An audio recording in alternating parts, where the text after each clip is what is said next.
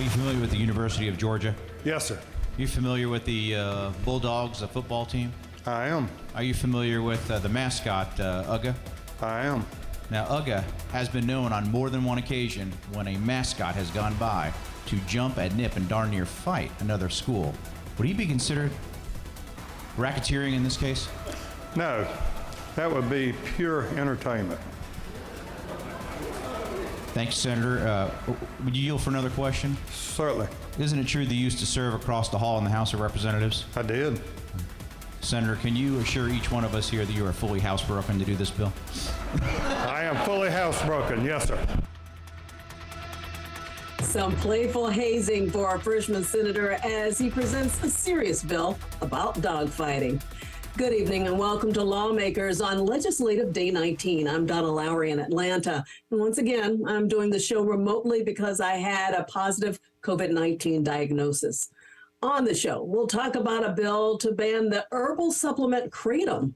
Some people use it to help them sleep or for anxiety, but others say it's an addictive drug. The lawmaker who wants to classify Kratom as a controlled substance will tell us about his legislation.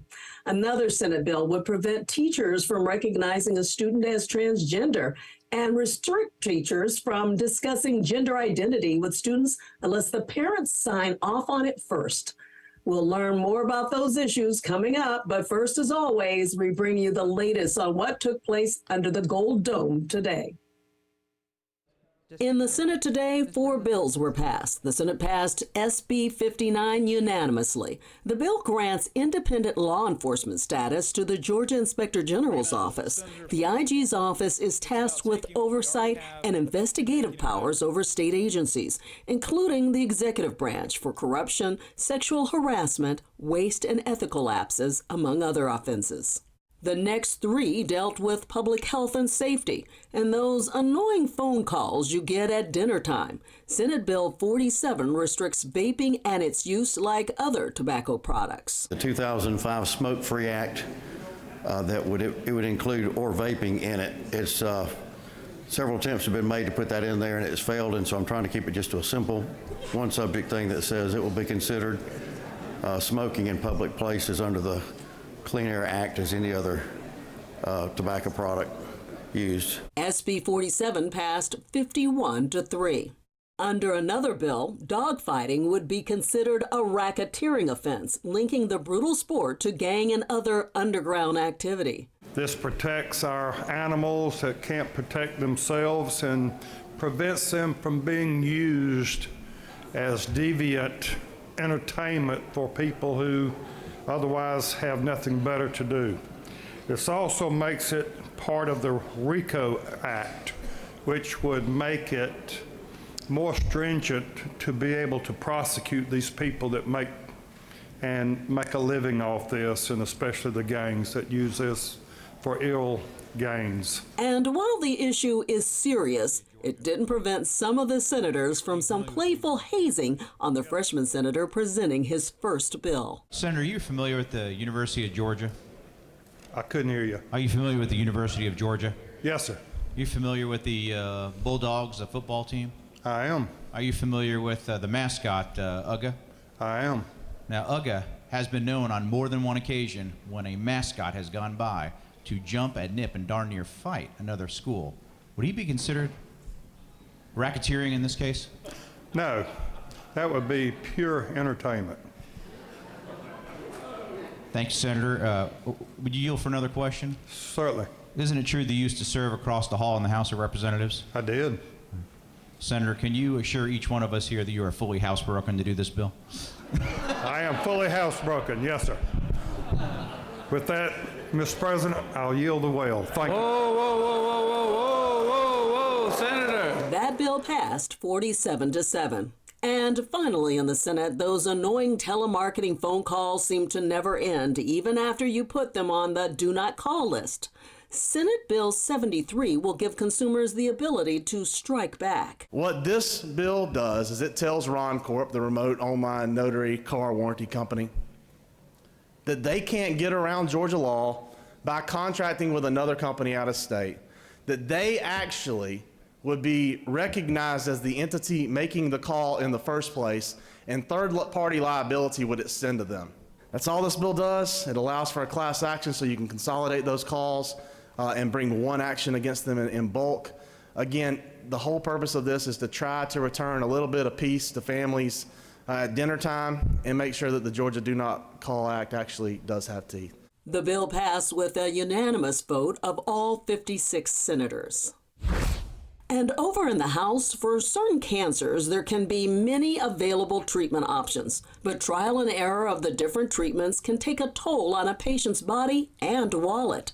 Representative Sharon Cooper presented House Bill 85 to help Georgians get more effective health care treatment and some cost savings by requiring health insurance coverage for biomarker testing. The biomarker is a diagnostic test. It is not a treatment. It gets the right medicine to the patient at the right time. And the right time is as soon as they're diagnosed and have a biomarker test, that they don't have to suffer getting the wrong medication, wrong because they don't know what will be effective, and it's one of the old types of treatments, but they will get the treatments most effective for them. That bill passed with overwhelming support. And that's our Capitol Report for today. Now, let's dig further into some of the legislation lawmakers are debating, and one of them is House Bill 181, which looks to ban the herbal supplement Kratom. Joining us is the author of the bill, Republican Representative Rick Townsend of Brunswick. Welcome to Lawmakers. Hey, good evening. So let's get right into it. I should mention that your bill has bipartisan support. We tried to get a couple of lawmakers on the show to talk about it, but they had scheduling conflicts. But there's also strong opposition to your bill, and we'll get into that a little bit more in a moment. Let's start with the basics. Kratom is an herbal supplement made from the leaves of a Southeast Asian tree. And so what more can you tell us about it from there? Right now, you can't bring it over, import it from overseas. And this issue is really a constituent-based issue where we have problems down in Glenn County, where I had one parent who lost a son, committed suicide, who was on Kratom.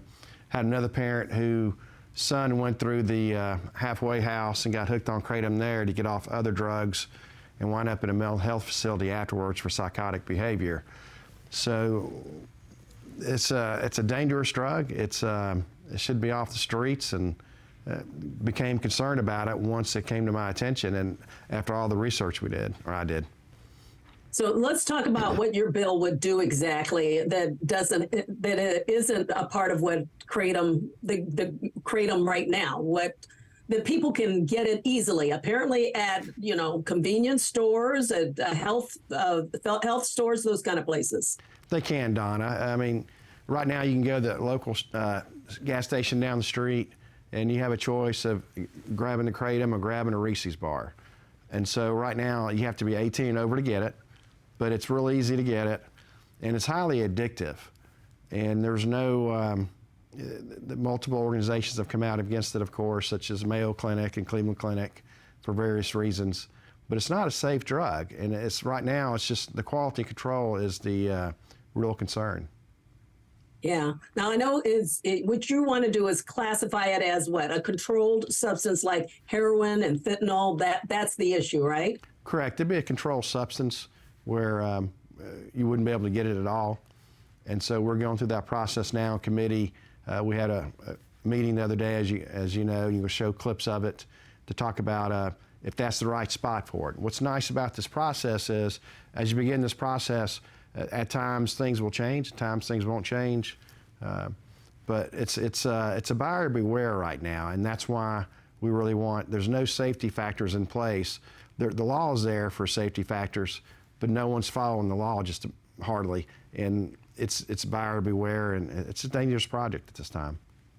Okay, so we now have a definition. We know a little bit more about your bill. I want to give the audience an idea of what you and other members of the House Judiciary Non-Civil Committee heard during a lengthy hearing on Monday. It went on for a few hours. Among those who testified was the executive director of the Georgia Poison Center, But first, we hear from the family members of people who talked about losing loved ones to Kratom. All of them, in this case, were men. The first person is Dana Pope, whose 23-year-old son, Ethan, died after using Kratom in December of 2021.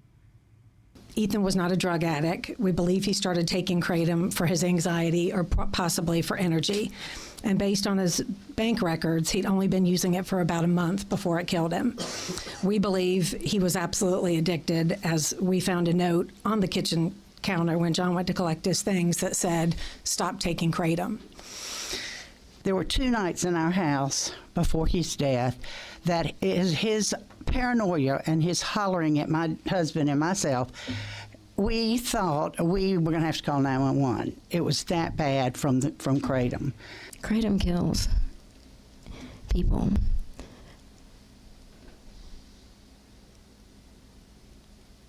People are trading it for one addiction to another. It's an epidemic. It's this product, and I'm trying just to not, I'm keeping my composure not to cry. It is a lethal substance. There's far more risks than there are benefits. I believe that there's got to be some tighter control, even if you talk about Schedule 1, because the definition, obviously, of Schedule 1 is no medicinal benefit. And if you look at all the things that have got the Schedule 1 label, it's because there's no studied and no proven medicinal benefit. And I think that's where we are now with the DEA saying there's no medicinal benefit, and therefore the Schedule 1 label is one that I would support. Now, so Representative Townsend, before I talk to you and ask you a little bit about what they said, I should mention that Ethan Pope's family has filed a wrongful death lawsuit against about a dozen people, companies, and organizations connected to the manufacturing, the marketing, and the sale of Kratom. So you mentioned that you first learned about these concerns down in your area. Talk a little bit about what you've learned along the way from families like the ones we heard from, and from the poison control people. Yes, I've learned there's a lack of understanding of what Kratom, the consistency of it, the concentrate of it. You don't know what you're buying, and it really goes back to quality control. And it's one of those things in America. If you have a choice, like people, if I want to go out and get a beer, you get a beer. You understand that. You can see, you know what the strength is. You know not to drive if you have more than a beer. But in this case, with the Kratom, you're not sure what you're getting when you buy it. You're not sure of the concentrate level. You're not sure what you're not supposed to mix it with. We had someone who contacted us where they took, the young man didn't drink, didn't do drugs, he exercised a lot, but used the energy drinks, and we mixed the Kratom and the energy drinks, it killed him. And so I think that's the biggest issue now, what I've heard from back home and then doing the research, is there's no quality control, there's no consistency in the product. And if we put anything in our bodies, especially on a consistent basis, we need to know that the consumer has a right to know what's going in their body. Yeah. Now, during the hearing, though, there were several people who voiced strong opposition to banning Kratom entirely. Now, we heard from people who feel the supplement helps them with various issues. And right now, let's hear from a few of them, beginning with a forensic toxicologist from Thomas Jefferson University. People use Kratom for fatigue, for pain, avoiding using opioids, to improve well-being, reduce anxiety, including PTSD that was brought up earlier by veterans, to eliminate opioid use for analgesia, and to self-manage their opioid withdrawal and use disorder by millions of people around the world. There are approximately 1/3 of users of Kratom, well documented in national and international surveys, are using it to help reduce their opioid use. And Admiral Gerard, who was the Assistant Secretary of Health and Human Services, said he is afraid we will escalate the opioid epidemic with many more deaths from opioids if we schedule Kratom. If you were to pass this bill, you will criminalize more than 200,000 Georgians. We don't need to criminalize people that are struggling with pain management and with opioid addictions. Making Kratom a Schedule I controlled substance will subject business owners, good, hardworking people, elderly people, veterans, my own mother, to being criminalized. They'll be put into the jail system, which is already overflowing, and our courts are already backlogged from the judicial emergency shutdown from COVID. It's just not something I support, and I think that the bill as it stands should be amended, not repealed. Representative Townsend, I wonder your reaction to some of that testimony. Pretty compelling also. I understand, Donna, and the first part, you have to remember, anytime you have witnesses, and you have to respect their knowledge and the depth of their knowledge. You also have to ask the first question is, are you getting paid to testify, or are you part of the company?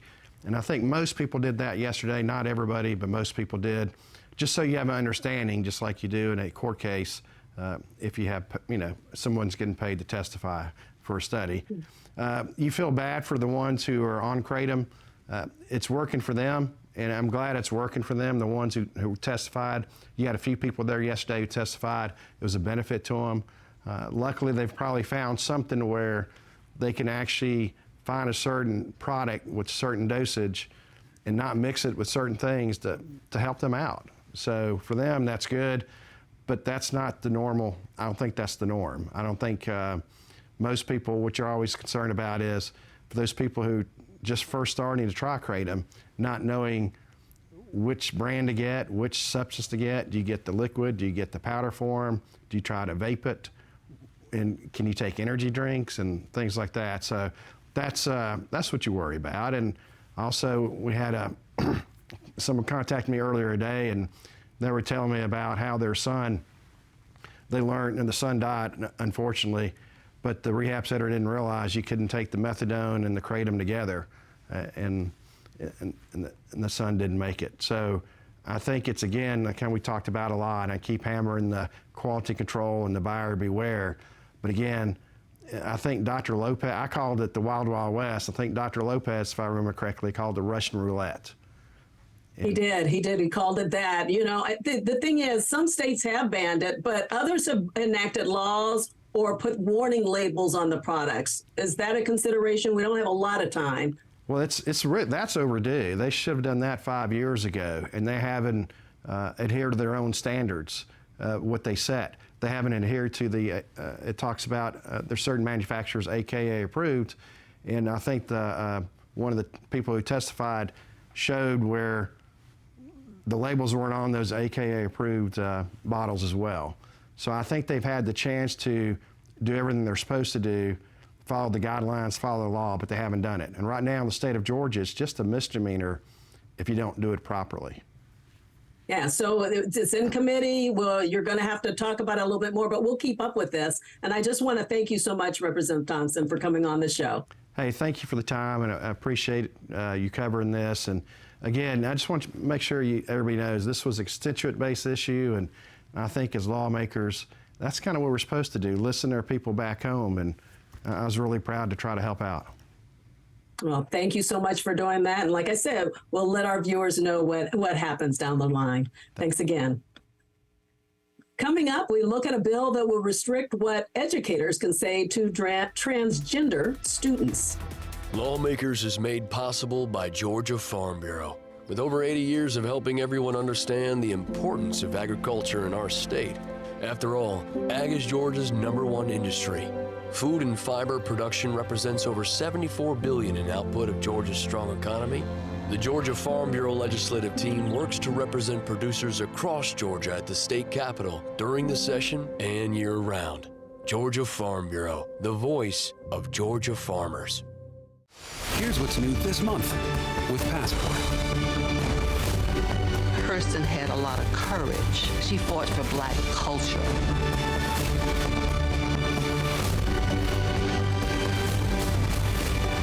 They could have killed you. You're exactly what we need right now. Oh my God.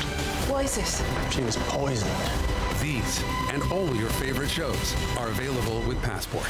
Support your PBS station and stream more with Passport on the PBS app. We care about things that affect the lives of every American. We are there at the front line to get to the heart of what really matters in every issue. This country has not seen this in 80 years. This extraordinary moment in American history. You're making such a huge impact. Trust is at the heart of what we do.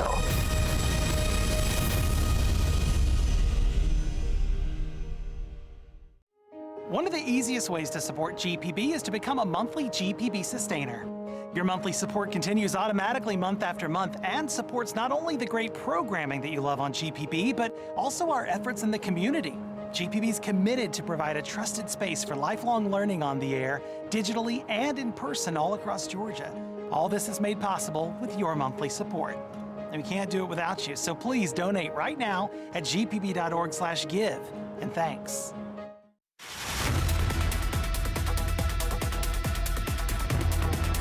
Welcome back to Lawmakers. I'm Donna Lowry. We're going to talk now about a couple of bills introduced in recent days that deal with transgender minors. One of them, Senate Bill 88, authored by Senator Kratom Summers with 10 co-sponsors, would prevent schools from recognizing a child who is transgender unless there's been a change of gender on the child's birth certificate.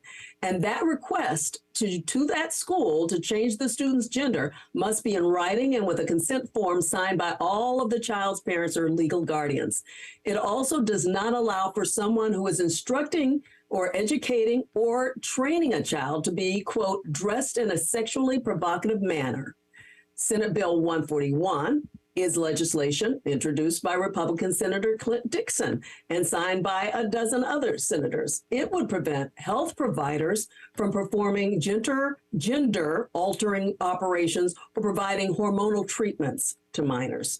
We tried our best to get the authors of both the bills on the show tonight, but we were unable to do so because of scheduling conflicts. We will continue to reach out in hopes of having them join us at a later date.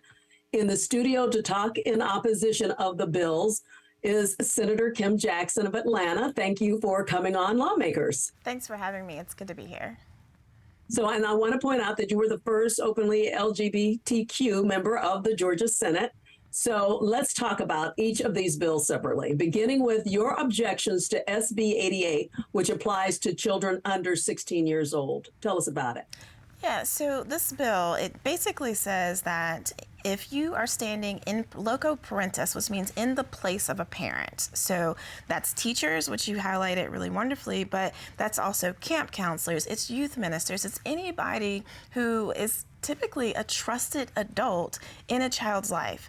If you are a trusted adult in their life and a child wants to talk to you about their sexual orientation or that they're struggling with issues of gender, the only way you could have that conversation is to write and ask the parent for permission for that. And the reason why that's problematic is because we still live in a state where not everybody's parent is going to be open to that conversation. I have heard so many horror stories of children who have been kicked out of their homes because they've said to their parents, I might be gay or I'm trans. And we've heard the other horror stories of children who parents have literally tried to beat the gay or the trans out of them. And so it's just not safe for every child to tell their parent about their struggles around identity issues. Yeah, and you mentioned that the bill includes staff beyond public schools. It references private schools in addition to public schools and, quote, including charter schools, social service agencies, public libraries, camp or similar facilities or programs. So the scope of it is quite large, right? That's right. I mean, I am a pastor, and I'm quite clear that there are many times, particularly as a youth minister, that we stand in locus parentis, which is what the bill says specifically. So we stand in the place of a parent whenever we take kids on a youth trip, right, a mission trip. And so it would actually stifle the language of a pastor or a youth minister as well. It's very broad in scope. It really does result in children not being able to have a trusted adult who they can go to in confidence to talk about whatever they may be struggling with as it relates to gender and sexual orientation. Now, I know that we've had in the past, especially last year, some instances where we had legislation that dealt with telling teachers what they could or could not teach when it came to certain subjects. Will this mean that educators will have to be more careful on how they discuss gender issues? Yeah, it absolutely means that. I mean, I asked the writer of the bill, I asked Kratom Summers, I said, you know, if you can't talk about gender without permission, does this mean that you can't ask children to divide between boys and girls, between, you know, for a game?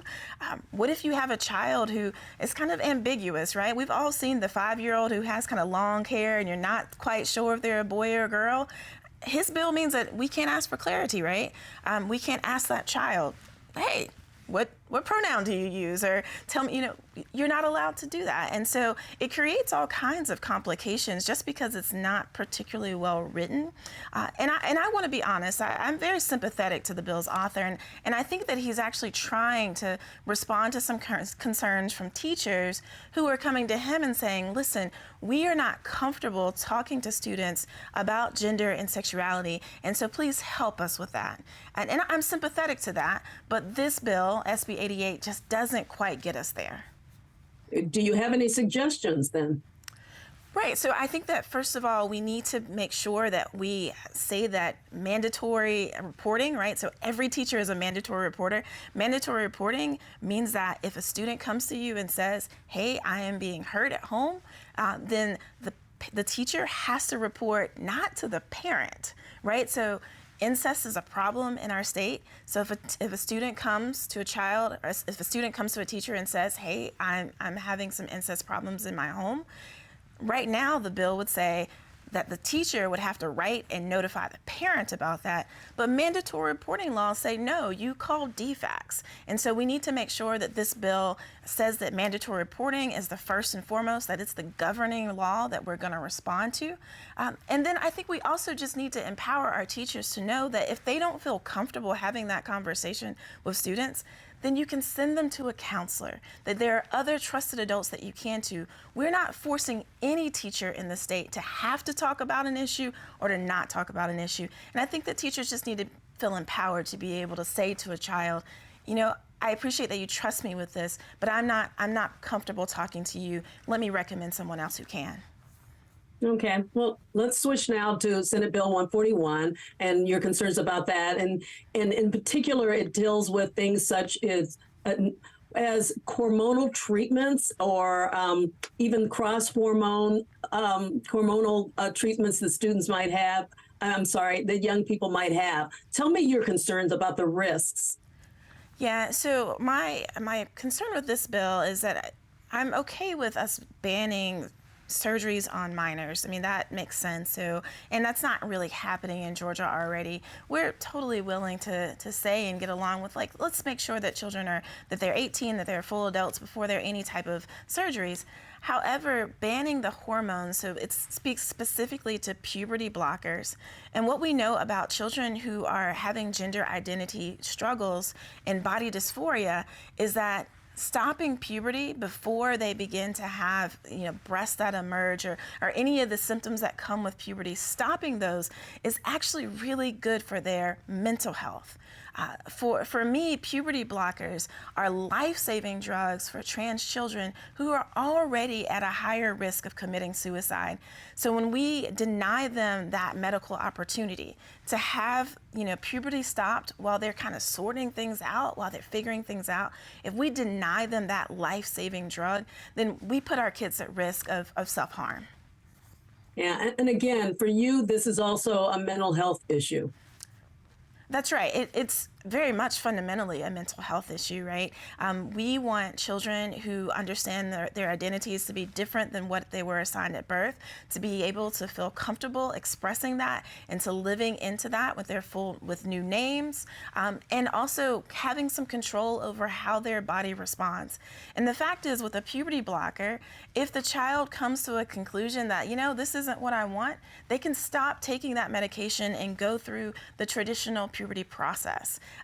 But we know that when a child looks in the mirror, and if the image that reflects back to them doesn't match the gender that they feel on the inside, that often leads to serious amounts of depression, anxiety, withdrawal, and sometimes suicide. Okay. Thank you so much for coming on the show. I'm sorry we're going to have to end it with that, but I appreciate your talking with me. And that does it for Lawmakers today. We'll be back for our next legislative session tomorrow, and that's Legislative Day 20. Good night.